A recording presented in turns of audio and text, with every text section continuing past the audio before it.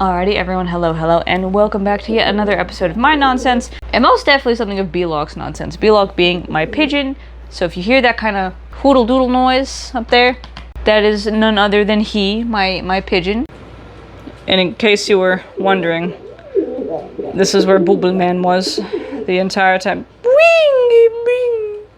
But we got a very interesting topic today, and that is honestly a topic born of my past couple videos where we're kind of dissecting this like new age to Christian, ex-witch to Christian type testimony. If you remember those couple videos ago, I said, this whole nonsense about ex-witch to Christian and how people are panicking saying we have to do something about this.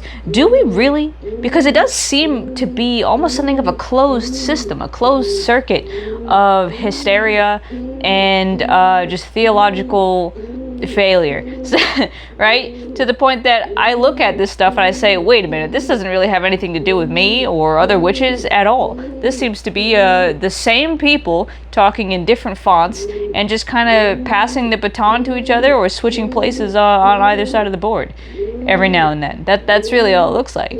Granted, I couldn't just say something like that and not look deeper into it myself. So I am here today to talk a little bit about the kind of cross comparison here between high control Protestantism specifically, not Christianity as a whole, high control Protestantism, and new age language and rhetoric and just general ideology. Before I do get into all that though, again, I will remind you, hello, my name is Sara Rastresan. I am a Christian witch content creator, writer, educator, specifically a writer of these two books right here, Discovering and Discerning Christian Witchcraft. If you were looking at the term Christian witch and saying, how the fuck is that possible? These books explain it. So if you want to know, there you go. This is about 200,000 words of an explanation of how that works. However, I am also the co-minister with three of my friends, Lena, Hannah, and Mimi. We run a digital ministry called the Ministry of Christ under the Order of Divine Mysticism, where I will link down below the YouTube channel for where we post our sermons and the Discord link so you can join our community and get to hang out and get some fellowship with other Christian witches, Christo-pagans, and all kinds of other folks who are just curious and want to hang out. You don't have to be a Christian of any kind to join there. We've got all kinds of different folks in there, but it is a Christian-based kind of server, you know, all that kind of stuff. So check that out if you are so interested. Otherwise, if you don't want to do any of that right now, but you are just vaguely interested in what's going on here, go ahead and like the video, subscribe, and ring the bell because we do post videos like this every single Friday. And if you want to kick just a little bit more support my way and get these videos 2 weeks early and ad-free, please do head over to my Patreon. I post videos like this every single week as well as a lot of other stuff. So, with all that out of the way though, you and I both know that there seems to be kind of a weird phenomena just in the air right now. We're seeing all these people posting their ex-New Age to Christian testimonies, or ex-witch to Christian testimonies, of which, of course, I firmly believe that the easiest way to know a testimony is about to be hot, washing bullshit is if someone saying that they left witchcraft or the occult starts conflating New Age, witchcraft, and occult all in the same goddamn term. These are very different terms that describe very different things. Nonetheless, though, right? We're seeing people do it a lot. Many big figures in the past few years have switched over to not just any Christianity, but a very specific kind of like high control, odd Christianity, right? Just strange Christianity. Or rather, maybe just strange to me. Because I'll tell you something. I, as a Christian witch, I did not grow up evangelical. I did not grow up Protestant. I did not grow up any of whatever the fuck is wrong with American mainstream Christianity. I very specifically grew up, born and raised, in southern New England to a community that is pretty much just the straight aftermath of 20th century immigration waves. So I'm talking like Irish, Italian, Portuguese, Polish, French, all these other kinds of immigrants that are up around over here or who have settled or come down from these kinds of places.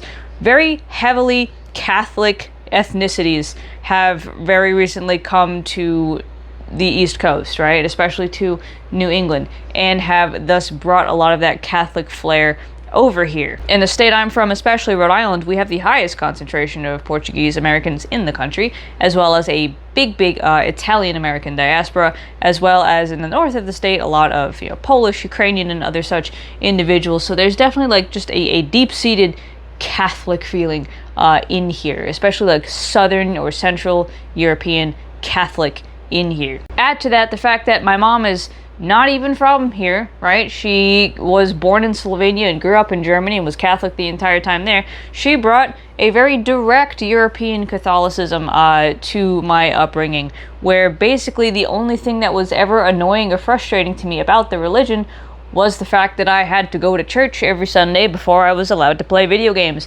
That was basically it. That was the extent of my childhood frustration with this religion, really. So otherwise, my parents could give a damn. My parents were happy to let me run around and, learn new things and explore new things and, raise questions and make arguments and like blah, blah, blah, and like do whatever I wanted to do. I didn't want to do confirmation. I didn't have to do confirmation, but all that kind of stuff, right? Great. Yay. Whatever. It was a very lax, chill upbringing where Christianity felt extremely cultural and extremely like folkloric almost mythological in a way, right? Very kind of like, fairy tale-esque with how we believed in, all kinds of ghosts and all this stuff like that, as much as it felt like a religion. It wasn't like a religion that I really thought about that much. It was just part of the landscape of my upbringing. It wasn't like any of this insane shit that you're going to often see in, other parts of the country, right? So from my frame of reference, this whole conversation, that's why I feel like such an outsider looking in from multiple perspectives. Because when I look at the New Age stuff and I look at the specifically high control Protestantism that is very popular in a large portion of the US, both of these look like some shit that has nothing to do with me. None. 0%. None.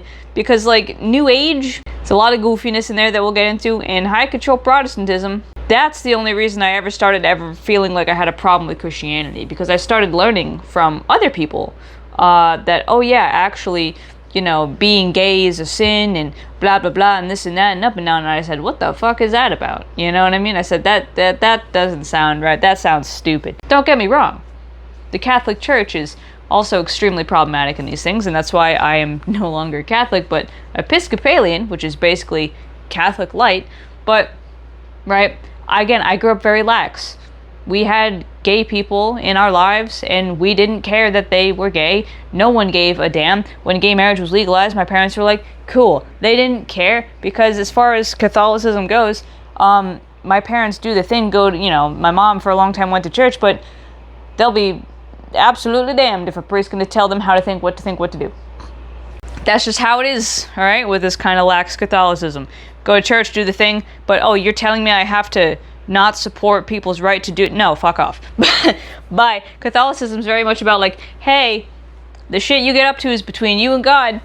I ain't about to step in it. Fuck off, right? But again, I am now Episcopalian because I myself am bi. I am very much LGBTQ affirming, and I like that the Episcopal Church marries, LGBTQ folks, that they ordain women as ministers, and all this other nice stuff that I feel like the Catholic Church could catch up on a little bit. You know what I mean?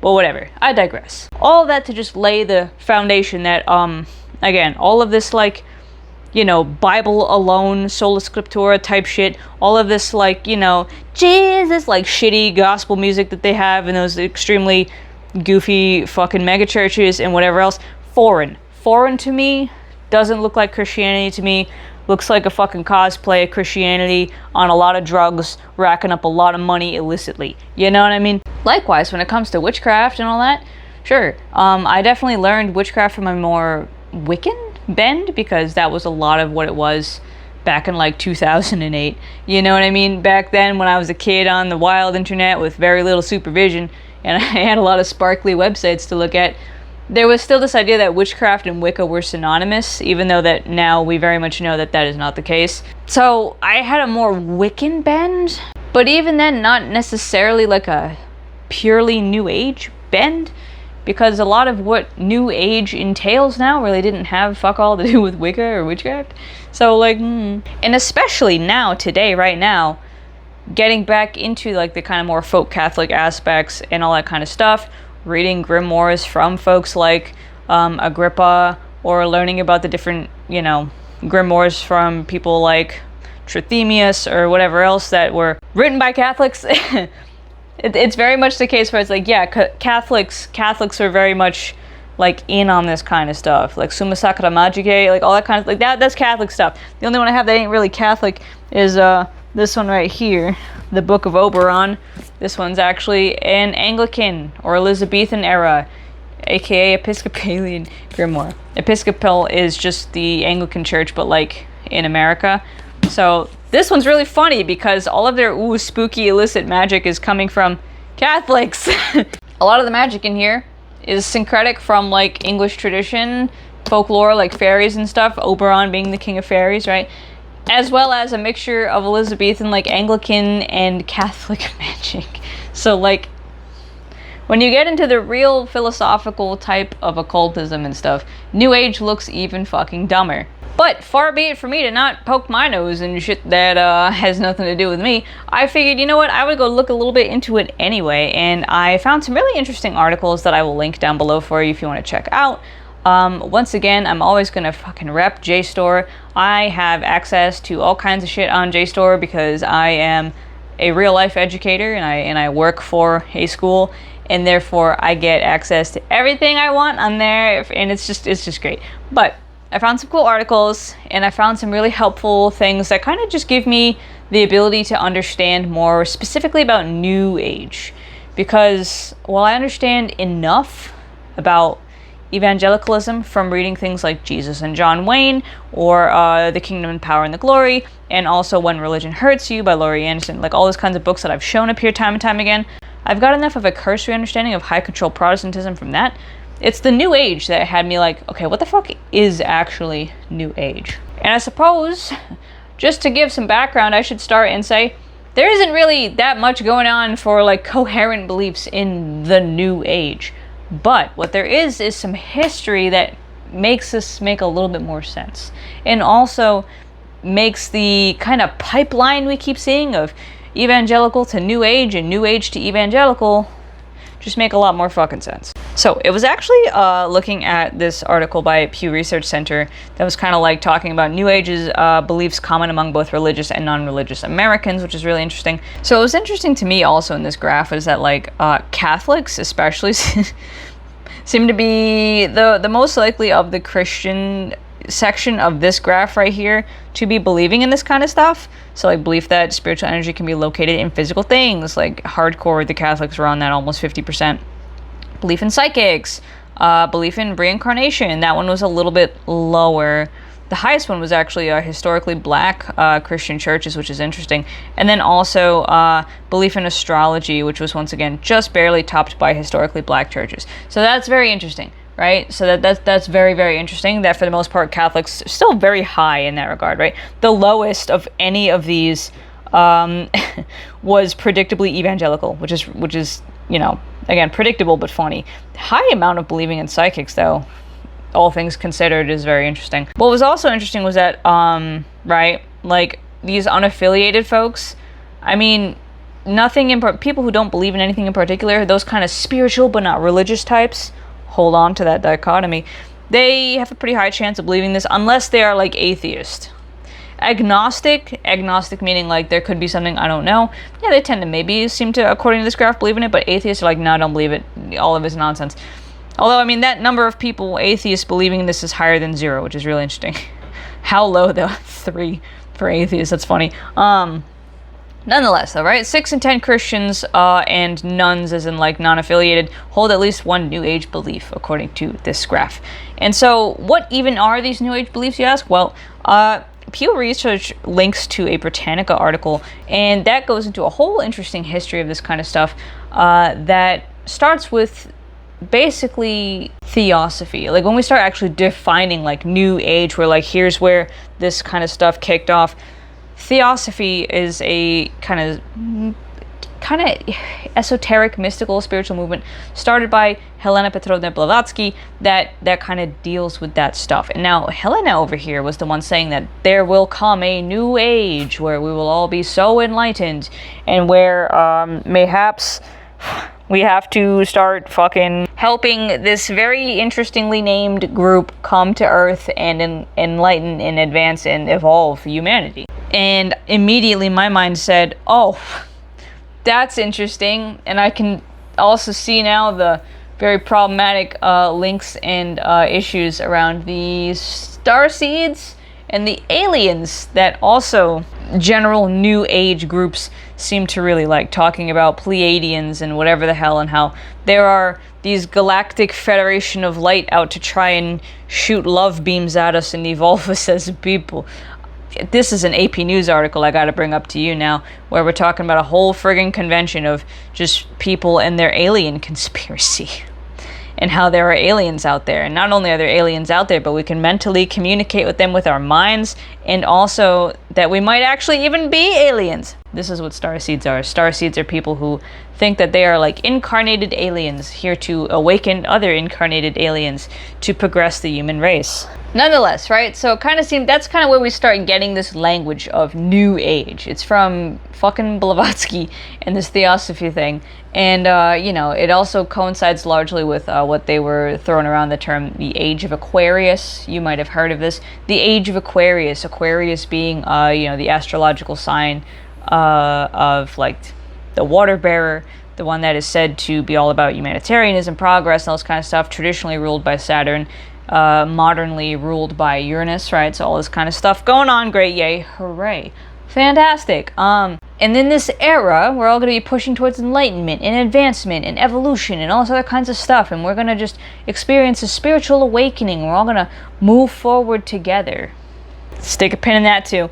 But basically, right, that's where it starts, and it eventually starts evolving, and it just kind of starts becoming this grab bag of different ideologies, which is very interesting. So I found this very, very fun book on JSTOR. This is another fun thing about JSTOR, by the way. Not only can you find really good articles, you can often find entire books, like chapter by chapter, which is really cool. So this entire book, chapter by chapter, is on JSTOR. It's called New Age, Neopagan, and New Religious Movements, Alternative Spirituality in Contemporary America. And it was written in 2015, which is good. I was looking for more modern sources because I noticed a lot of the more cynical New Age sources were written around like the 80s and 90s, and I wasn't looking for a Christian hyper cynical bend on this. I was looking for like a more neutral standpoint from a more like sociological perspective, and I think that's what we got here. What is important is that this book has a really interesting kind of coalescing 4 points of New Agery. This guy mentions, he admits that, you know, the New Age movement is kind of a grab bag. Again, it's a big jumble of a bunch of different ideas. Not everyone who's in the New Age movement believes the same thing, but generally they have these 4 points according to Urban. So we have the idea of correspondences, which is the idea that the entire universe, from the planets and the stars and the heavens down to plants, animals, and stones on the earth, and every aspect of the human body, is believed to be connected through a complex network of hidden correspondences or analogies, like a cosmic hall of mirrors. This idea is most famously summarized in the saying "as above, so below" from the early religious and philosophical tradition known as Hermeticism. Then there's also the idea of living nature. This is point 2, so that like the entire universe is not only believed to be connected by a network of hidden correspondences, but it is also believed to be a living organism animated by its own living energy or soul. And they mention like, right, Chinese Qi, or the Indian prana, which is kind of like that vital energy that flows in humans, animals, plants, all kinds of stuff like that. Third point is multiple vividly imagined intermediary entities between the human and the divine, right? So for instance, in Christianity, this looks like angels or saints acting as our intermediaries between God.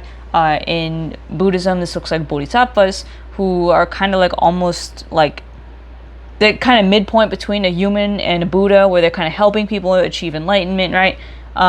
Even in Jewish Kabbalah, the 10 emanations from God down to earth, it's almost like a Candyland board where, you know, it's believed that you can kind of contemplate your way up to God through these kinds of spheres, right? So there's some layer of like separation, There's some thing going on there. And as you've noticed, Christianity has that, right? As does New Age, has this kind of idea of intermediaries, of like separation of distance we have to overcome to achieve enlightenment. And the fourth, which is really interesting, is Urban cites the experience of transmutation. He says, Western esoteric traditions are typically not just a matter of intellectual speculation. They also involve practical techniques for transforming the physical world and the human self.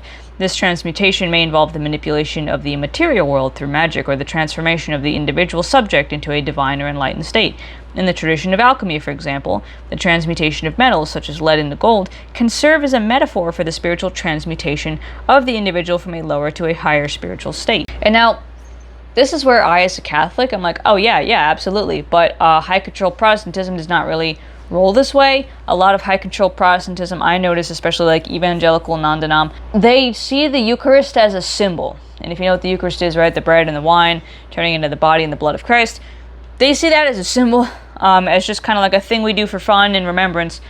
Catholics hold on to the idea of transubstantiation, which is that the bread and the wine literally take on the qualities of Christ, right? And like even in the Episcopal Church, the Anglican Church, and in other more like high church Protestantism, there's the idea of the real presence, which is like, okay, well, it's bread and wine, but now it's like spiritually imbued. Like it is gaining the spiritual divine presence of Christ in that bread and wine. So it's basically Jesus, right? Like he's in it, you know what I mean? So that's that kind of transmutation situation going on. Not really present in folks who just do the Eucharist as like a fun fucking party trick in the middle of their megachurch, I guess. I don't know. But still, right? He also points out, Urban, he goes, the broad label New Age includes a diverse array of alternative spiritual practices, such as channeling, crystals, astrology, aromatherapy, and various ideas drawn from Eastern religions. But it tends on the whole to be quite forward-looking, that is, looking toward an era of spiritual realization and freedom, most famously articulated in the idea of the dawning of Age of Aquarius.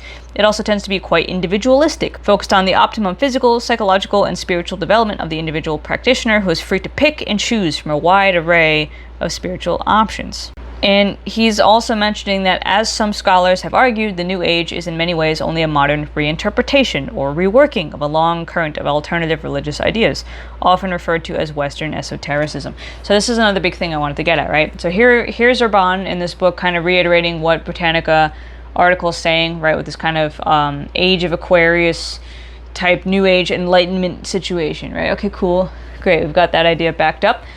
But that's an important point. New Age spirituality, as you can see, is in fact a grab bag. It is something that is individually focused. It is person-centered.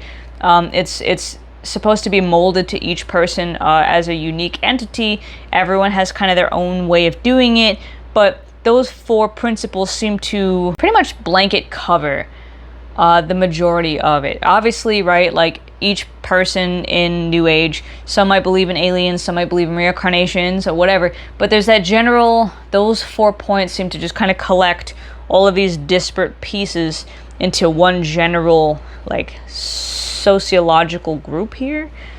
That's what's interesting. It's not like New Age is a standard religion with religious tenets the way that Christianity is, but it is that enough people are in it that we have collected like some pattern recognition here. So that's kind of what we're getting at here. So, okay, cool. New Age has those 4 tenets, and most notably, they also seem to believe this age of enlightenment is coming, and that they have to kind of grab onto this enlightenment now. In fact, the Britannica article is saying that using tools like tarot, crystals, and whatever are ways to kind of like foreshadow the enlightenment that's coming, to get like a little taste of what's gonna really beam into everyone's head in this age, right? They can kind of like microdose enlightenment in a way, is kind of what we're getting at here. But right, as Urban is saying, this is a grab bag, and a lot of it's ripped off from Eastern spirituality. So like prana, chakras, aligning chakras, reincarnation, karma, right? All these kind of pieces ripped out of like dharmic religions like Hinduism, Buddhism, and just heavily watered down and commercialized is one thing. Another thing is also like certain occult tools, esoteric tools are brought in, like tarot and, all this other kinds of stuff, alchemy, Kabbalah, blah, blah, blah. Like all this kind of stuff is dragged in here too.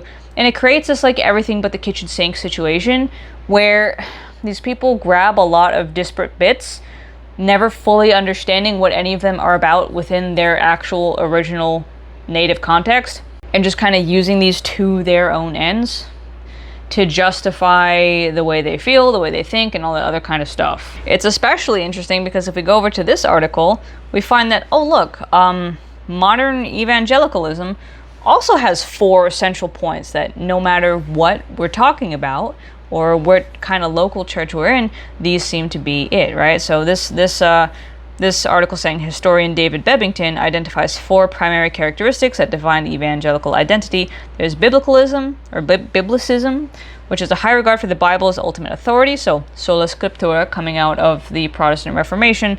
Crucicentrism focuses on the sacrifice of Jesus Christ on the cross as the central act of human redemption. So basically the whole religion revolves around Jesus's death and resurrection on the cross. Conversionism emphasizes the born-again experience where individuals make a conscious decision to follow Christ. This is probably where we're getting a lot of these testimonies from. Conversionism is a big point, right? Having testimony of you being a shitty, filthy sinner that is no longer a shitty, filthy sinner, that's a big deal. And then activism drives believers to express their faith through social reform and the sharing of the gospel. And another thing that is very common in evangelical Protestantism, high control Protestantism, that is not really universal to all Christian denominations, is rapture theology. Rapture theology being this idea that Jesus is going to come back and take all of the saved and the elect up to heaven, and everyone who's left here will basically just die a terrible, horrible death as the evil, filthy sinners that they are. Great.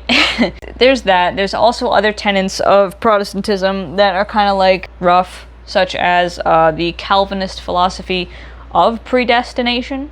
Calvinism, John Calvin is just someone who basically took Martin Luther's shtick and ran with it like hell. And the Presbyterian Church, from what I understand, really rocks with like Calvinism especially. But that predestination idea is the idea that like God already knows who's going to go to heaven and who's not, and that you have to kind of look for a sign that you are of the elect. And that itself has sparked a lot of debate, even like centuries ago. One figure that I'm sure, actually, I don't know, as someone who grew up in Rhode Island, I know these names. I don't know if anyone else does.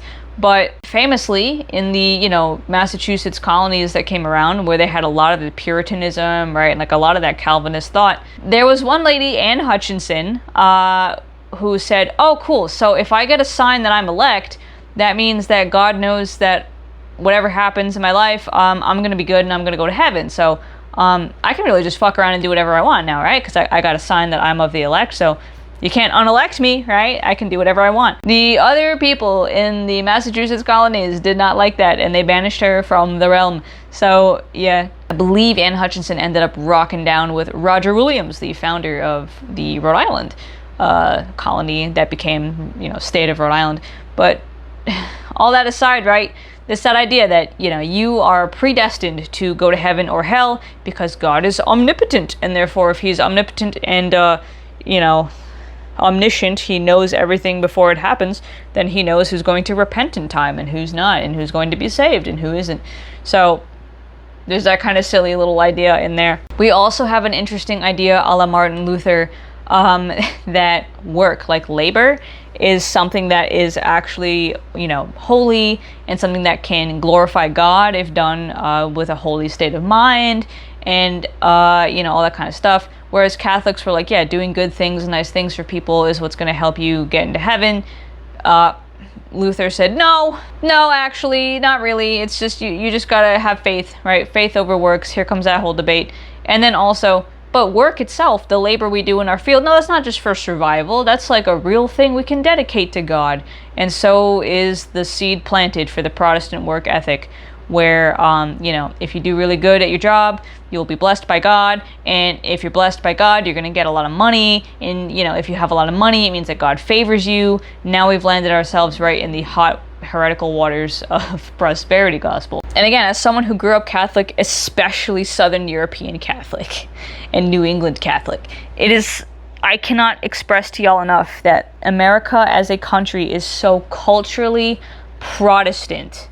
And not just like early Protestant, but like balls to the wall, already 13 fucking layers of telephone removed Protestant. So this is, I feel like, where we're getting a lot of our problems. And also, as I look at New Age, it also seems like New Age has kind of suffered the same thing, where we've got these original concepts, right, from like, I mean, centuries ago, right, like the Greek philosophy, like Neoplatonism, we've got fucking Hermeticism, we've got all this kind of stuff, and it's just kind of snowballing, breaking apart, getting mishmashed together with a bunch of other stuff. Eventually we've got the Hermetic Order of the Golden Dawn, we've got Theosophy, and then later on we've got like Wicca, and we've got all of them making like New Age soup together in the 20th century. Until now, we've got people running around saying that they can astrally connect with fucking comets, and that the comets are spaceships, and like that they are aliens, and that they are here to bring enlightenment to us dumb, stupid peoples, and all these other kinds of things.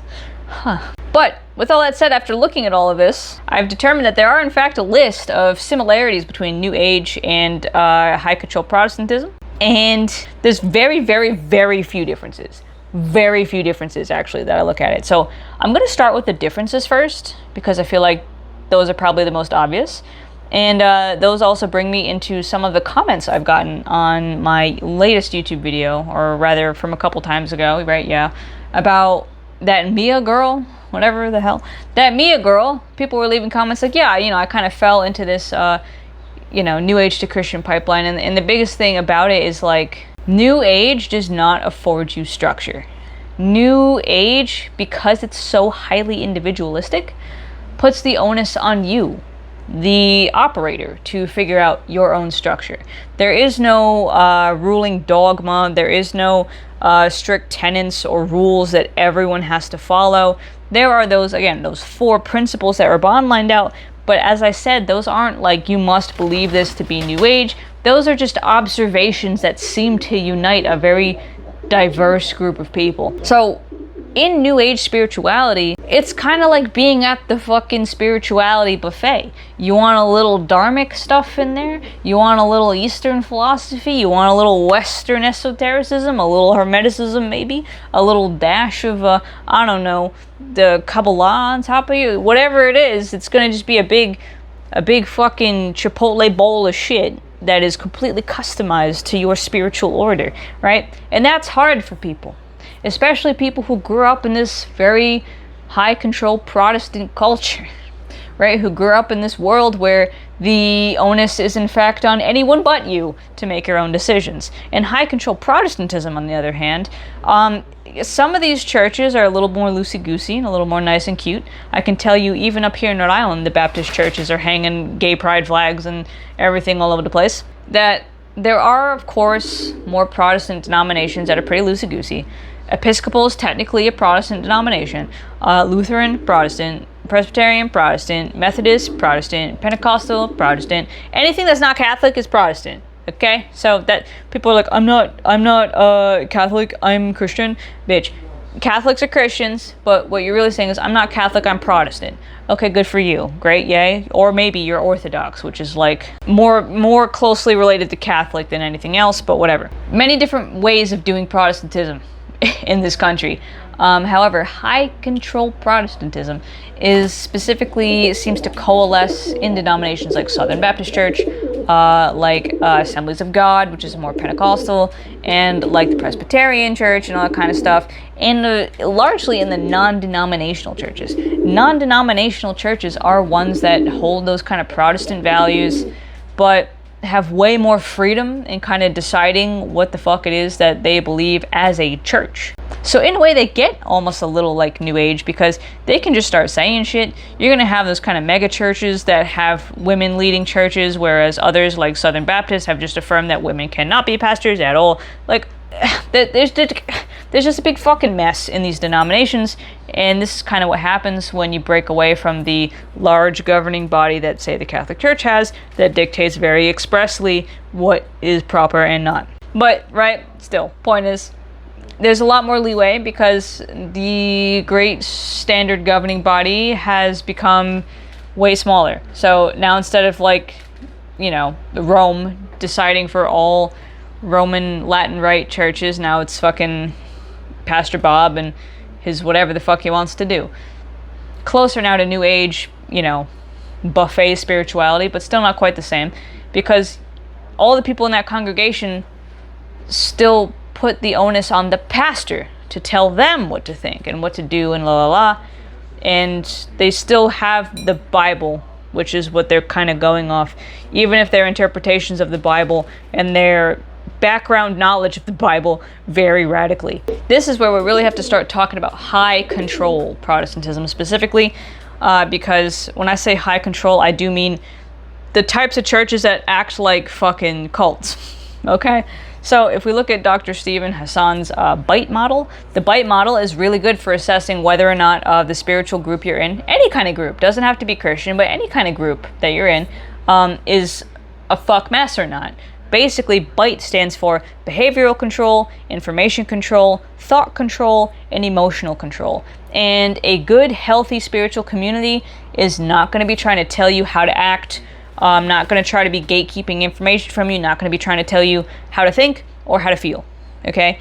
But the really high control Protestantism, especially the super deep, crazy fucking cults like Quiverful and all that shit, they're going to tell you, you need to dress like this, look like this, act like this, talk like this. You need to, take on these kinds of social roles as the provider or as the homemaker. You need to be this, that, and the other thing, or else there will be serious consequences. You'll be ostracized. You'll be potentially attacked, right? This is a lot of like grape culture coming in here now with the, you have to dress a certain way or else you're asking for bad things to happen, that kind of stuff. There's also, of course, naturally the information control. A lot of high control Protestantism actively dissuades its members, don't listen to secular music, don't watch secular TV, don't watch secular programming, don't read secular books, only read Christian books, only read the books that we approve of.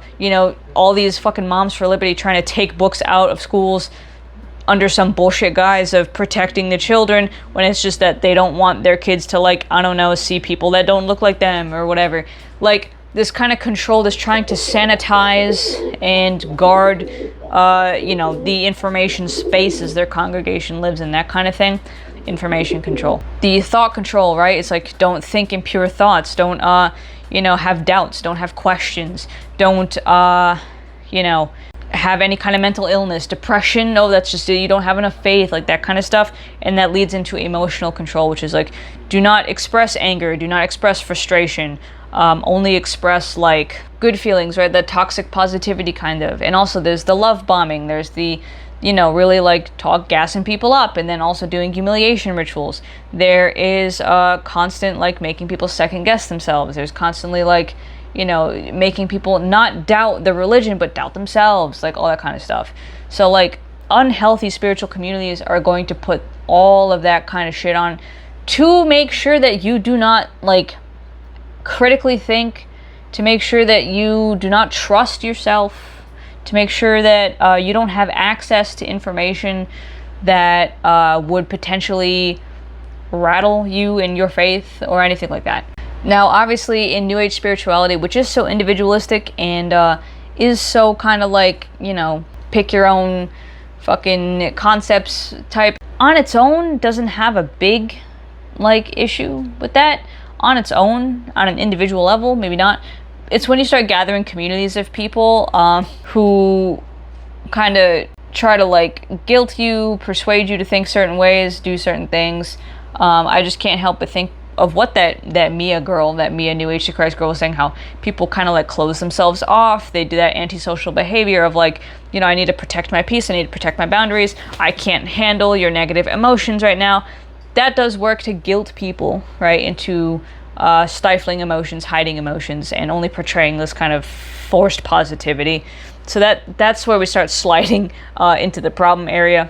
Information control, right? Trying to dissuade people. Also, don't listen to, these institutions. Don't listen to these experts. They're all paid for and they're all in some big conspiracy and blah, blah, blah. Like, right? Those little inklings of bite model trouble can still find their way into New Age spirituality. Don't get me wrong. It's just not going to be as, like, hardcore because there's no, like, central unifying communal body like a church congregation to force that on people. It's more the social pressure, the soft social pressure of like, if you've got friends, and you feel like you don't know as much as your friends, it's probably easier to get swept into that current kind of more loosely. But so those are really like our major differences, honestly, is that like New Age is way more individualized and therefore individualistic. And also because of that, it's harder, not impossible, but harder to build community and by extension get sucked into any kind of like serious high control groups. Whereas high control Protestantism, by its very name, as you might imagine, is really all about getting people in a room, putting one guy in charge and making sure no one feels like they have the ability to question that one guy without getting booted out of the in-group. And you want to be in the in-group because the in-group is what they tell you is safe and good and right. So, but that's it. Once we get out of there, holy fuck, the similarities abound. Here, I'll even put my little list up for you. 1-to-1 comparisons. Step 1 is the divine masculine and feminine bullshit and gender complementarianism. And now before anyone says anything, yes, in Discovering Christian Witchcraft, we do have a chapter called The Divine Feminine and You. I fucking hate this term divine feminine, and I say as much in Discerning Christian Witchcraft. The reason we're bringing it up here is so that we can gently take people who are playing with that language in the New Age and maybe get them out of that. And also to remind people that, like, hey, if you don't like Christianity because there's no, like, woman figure, that's bullshit. There are tons of women who are very important in Christianity, just as there are tons of men who are very important in Christianity. So that chapter basically is just to say, like, hey, if that's the kind of language you're still using, cool. And there's definitely women you can check out and talk to. After that, no, right? Now let's focus, right? But that bullshit with the divine masculine and divine feminine and splitting men and women up so concretely smacks very much of evangelical complementarianism, which is the idea that men and women were created to have different roles, equal in the eyes of God, equal in value, different in duties and roles on this earth type bullshit, basically to justify sticking women in the house while men go gallivant and play world leader on the world stage. Whatever, it's basically the same. And now we've got, once again, all of basically more intense second wave feminism from folks like Judith Butler going straight down the fucking drain, because people are once again equating being a woman with having a uterus and being able to give birth, as if women are quite literally just, I don't know, a brainstem attached to a uterus. Ridiculous. It's very much the same in evangelical high control Protestantism, where we've got this idea that, like, yeah, women are so great, and they're idolized. Not valued, but idolized, and therefore dehumanized for their place as these weak, fragile, soft, beautiful little, baby-making nurturers or some bullshit. So, but again, there's also that separation between the divine and the human. So this is something that comes up in New Age spirituality, like Urban said, but also it shows up in high control Protestantism too. Because tell a person you speak directly to God, watch him flip the fuck out. Tell them God answers you back, watch them flip out even harder. Unless they're Pentecostal. Pentecostals are a little bit different. There's this idea that, like, you can't access God directly the way Moses did through the burning bush, or just the way basically anybody in the Bible did. No. You need to access God through the Bible for high control Protestantism.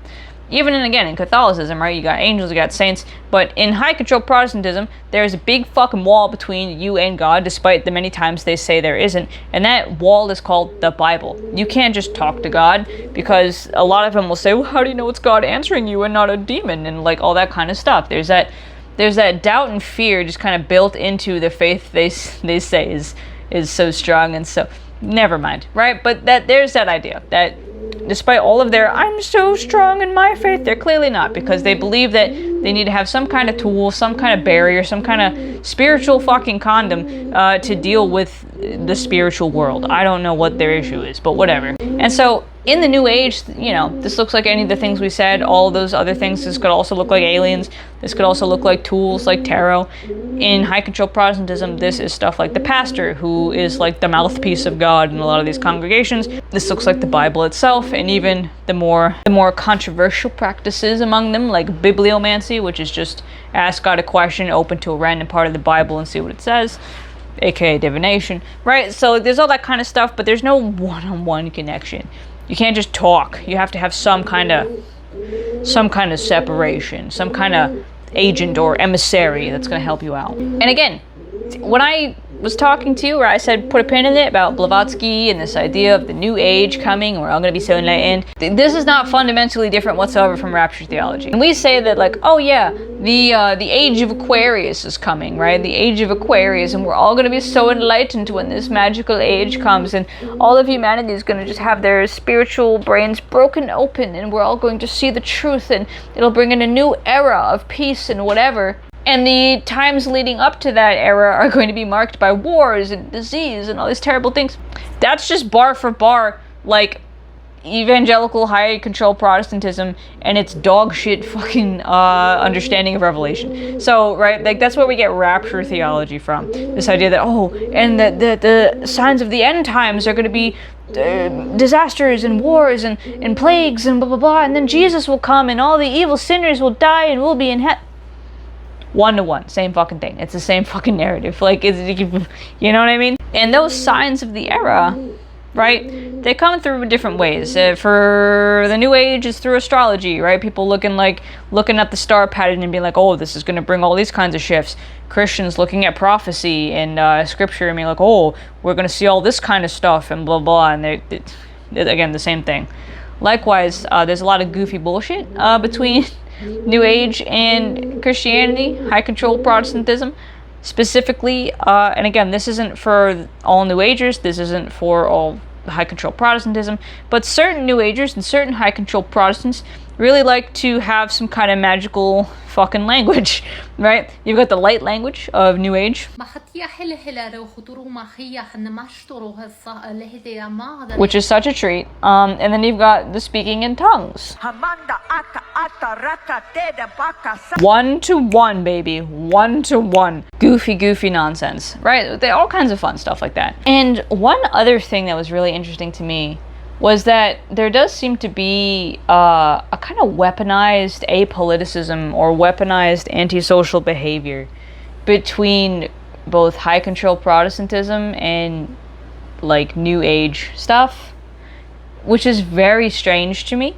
Granted, it's not necessarily the case entirely for like across the board, but you'll hear a lot of Christians in these high control Protestant denominations, they'll be like, well, I don't pay attention to politics, I just focus on God. And likewise, you've got some New Age folks who will say, well, you know, that stuff's like low vibrational and like it's a distraction from the enlightenment we're supposed to be doing right now. So like, I don't think about that kind of stuff. Like, you know what I mean? Like, the language is similar. And it kind of makes me think of the horseshoe theory of politics, which is that if you go far enough one way and far enough the other way, you end up looking exactly the same. And I think that's kind of also what we've got going on here. We've got the horseshoe theory of fucking spirituality right now. But what's interesting, though, is that this also isn't like across the board a political situation, right? We also have it in the other direction, where I know that, in fact, especially high control Protestantism and evangelical Christianity has been used as a conservative vote farm. And likewise, with this interesting study that I found, it also does seem to be the case that people who said that they are spiritual but not religious are in the other direction. They actually do manage to organize and be politically active in the opposite direction. A lot of them tend to vote more Democrat and like be more liberal or neoliberal or kind of progressive in those policies, which is really, really interesting, right? So that's very, very interesting to see that. The only thing is, though, again, because New Age stuff is a little bit harder to organize around in terms of a central unifying culture or ideal or kind of rule set, it's harder to build like churches and stuff. And this source will also tell you that, like, yeah, there are plenty of scholars who have noticed that churches manage to mobilize people politically or really for any cause more than pretty much any other nonprofit. Like, other nonprofit orgs ain't got shit on how churches can mobilize. You know what I mean? Because they have that kind of moral imperative, they have that ideological and theological framework that they can kind of look at their life through and therefore make political decisions based on. New Age people have this kind of thing too. It's just, you know, the clubs are going to be smaller and more disparate because trying to find and build community and coalition with people who have such radically different ideas, it just gets harder. The clubs get smaller, so you can find people who really, like, you know, mesh with you well and all that kind of stuff. But it still happens. We still got people being political in certain directions. And that was where this source really had me thinking about my own personal experience and the things that I learned on a recent trip I was on last year when I went to Europe. Because this source makes a really interesting point. Let me read it to you. We treat the distinction between religious, spiritual, and secular practices as an emic concept. Emic meaning of or relating to phenomena considered as meaningful structural units within a system, such as a language or culture, right? So this distinction between religious, spiritual, and secular practices is emic. It's something that tells us something about structural units in a culture, as historically and socially situated symbolic boundaries that practitioners draw to make sense of their experiences accessing something other than everyday reality.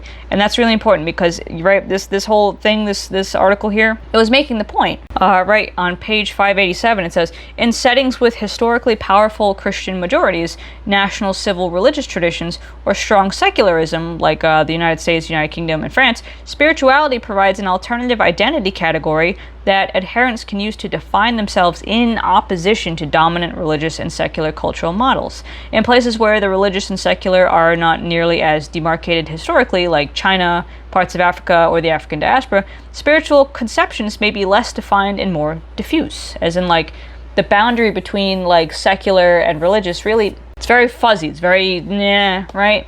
Across these cases, right, religion and spirituality and the secular serve as porous cultural boundary objects that signify what is appealing and revered and what is shunned in the particular historical, material, and social contexts in which they are located.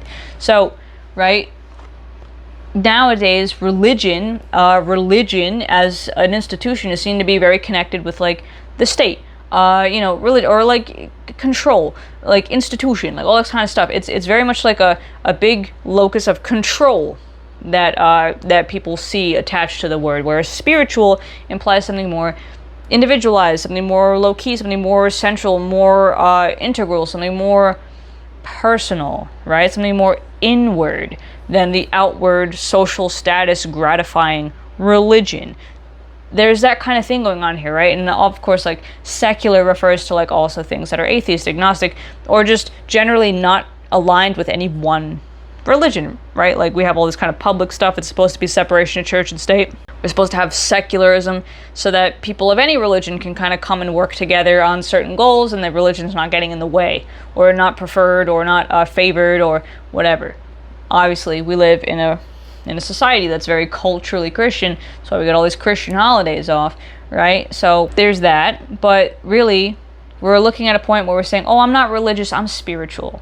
Right, we're bringing this back now. And I'm bringing this up because, again, this makes me think of what happened in Europe during the Protestant Reformation.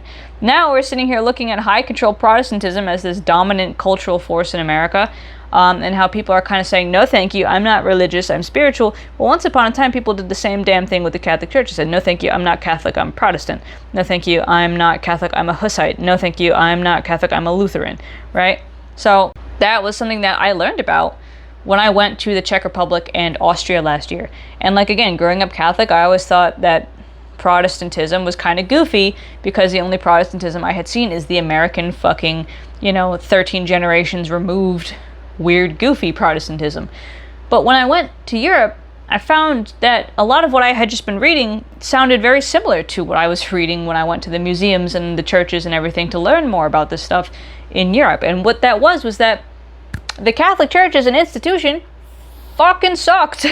There's a reason that Martin Luther was nailing 95 complaints to the church door. There's a reason that Jan Hus was out there getting fucking martyred and accidentally making a band of merry men known as the Hussites pushing his agenda afterwards. There's a reason that even the Catholic Agrippa was flirting with ideas of Protestantism as he was getting continuously fucking hounded by the institution that be. And there's a reason that especially the lower working class, the poorer folk, would be so for Protestantism when, as I go to Salzburg in Austria and I go to Festung Hohensalzburg, that big fucking fortress on the mountain, I learned that there's something called a bishop prince.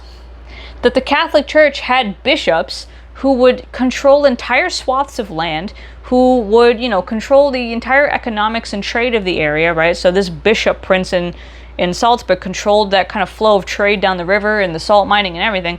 And that they were not very good to their laborers, to their citizens. There was no elections, there was no labor rights, there was no fair wages, there was no kind of like, any of that kind of, there was none of that. And so, the fucking Bishop Prince in Salzburg, he got his ass laid siege to by the townspeople at one point. But the point is, while these people were down here working, slaving away, and living on very meager salaries, the fucking bishop, an agent of the Roman Catholic Church, was living in a castle in splendor, was the one who said, I don't give a fuck what the peasants think, I'm going to do whatever I want. Yeah, I can totally understand why Protestantism became what it was, when in the 1500s it does seem like the Catholic Church as an institution really took a fucking nosedive in terms of like ethics. You know what I mean? The reason that Martin Luther was fed up to begin with was because he was watching people with nothing scrounge what money they had to buy an indulgence, a piece of paper that would guarantee that they would go to heaven when they died. Like, bro, you know what I mean? So we get to that point where the institution, the socio-political, boot on people's neck that is tied to this religion becomes intolerable, and people don't want anything to do with it anymore, right? So now they're just saying like, no, fuck this. I'm gonna go, be Protestant now. I'm gonna go join this thing. And the Catholics, I ain't got nothing to do with it anymore. Here comes the Inquisition. Here comes all this kinds of shit. Now we've got the fucking Protestant Reformation, and everyone's dying. Everyone's getting killed because the Catholics now are trying to fucking march.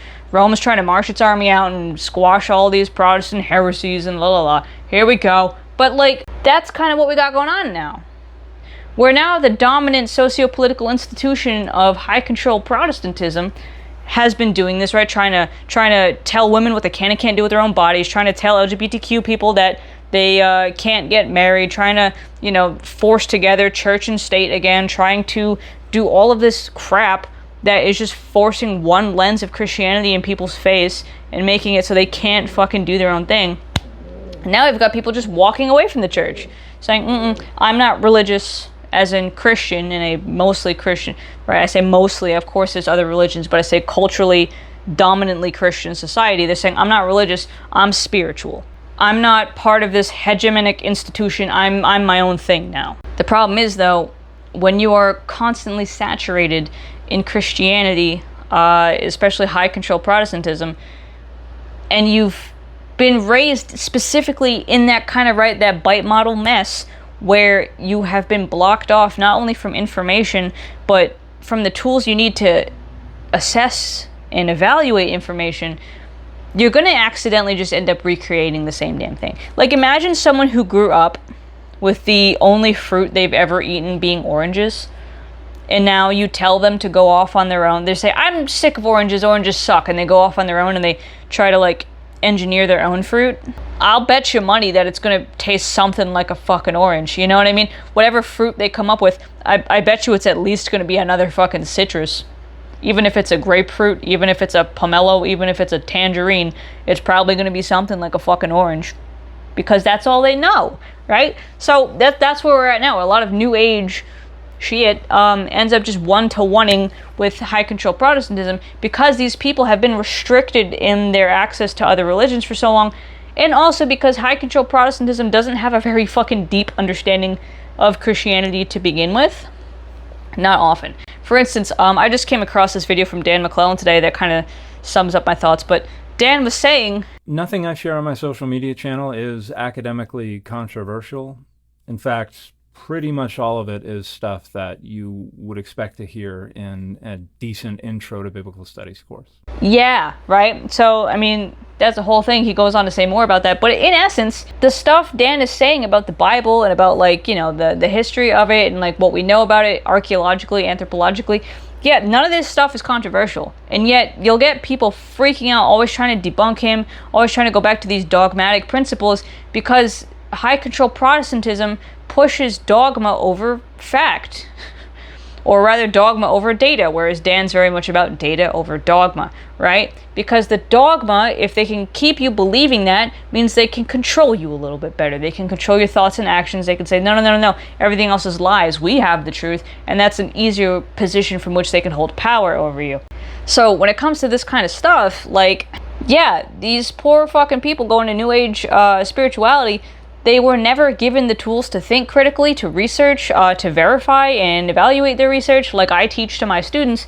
They were never given that capacity, they were never given that ability, so they start picking up all of these weird, zany pieces of other religions that intrigue them, but they don't know how to, like, put them in context. They never really learned how to do this in their original religion of, you know, high control Protestantism. They never learned how to, you know, dig deep into the scriptures, into the original languages, into the histories and the backgrounds and all that kind of stuff like you do in seminary school. They never learned how to do that because more often than not, when your faith is based on the idea of the Bible alone, and the Bible being the inerrant, infallible Word of God, and you go into the scholarship and find out that it fucking isn't, that destroys your faith. Of course, they're not going to tell you that kind of stuff.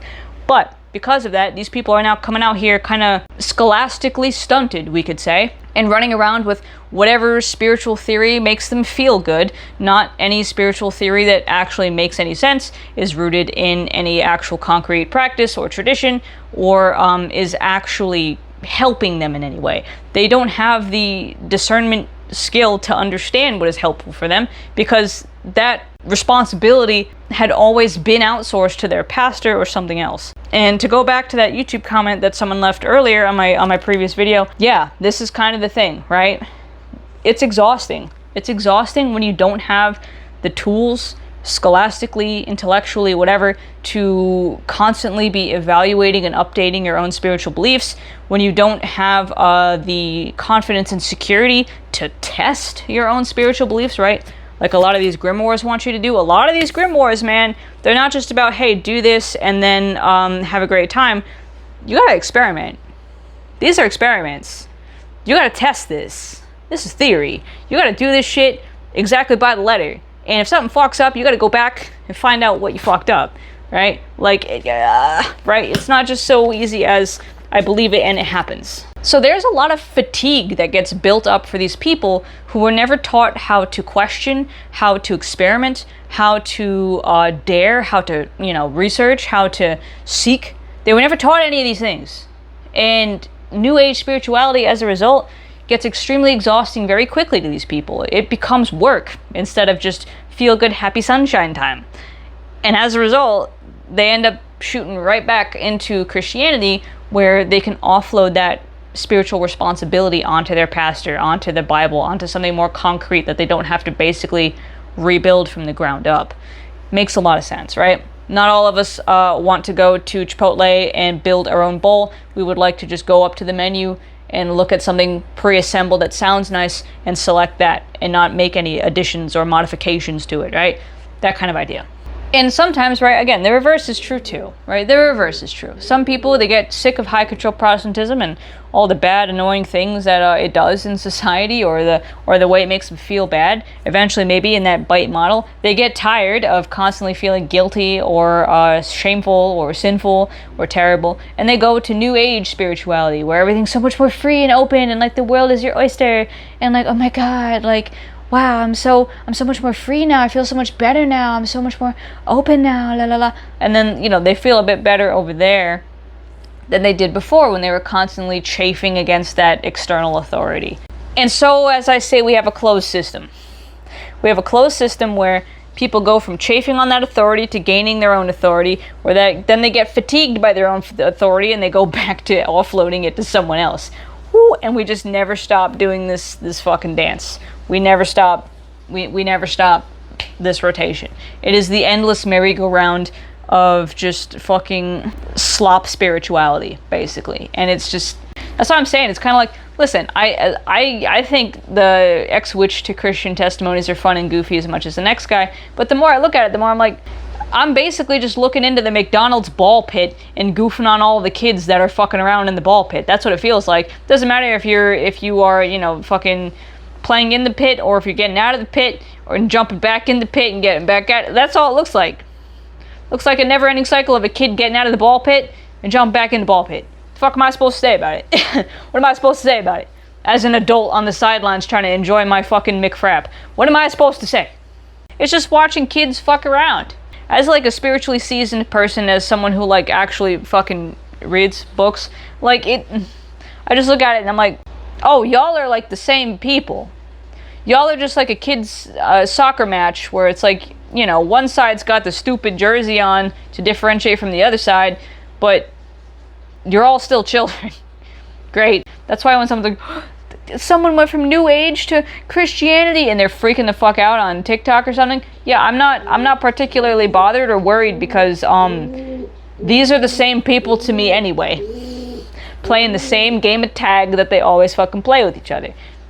What's that got to do with me as a spiritual creator, as a witch, as a Christian, as anything, right? As I think about all that kind of stuff, that's all my mind is going to. So let me know what you think in the comments about this kind of stuff, and I will still find things to goof on. Don't you worry. And in fact, if you would like me to goof on anything specific that you've seen recently, put it down in the comments, and I will see you guys next time for some more good chats. See ya.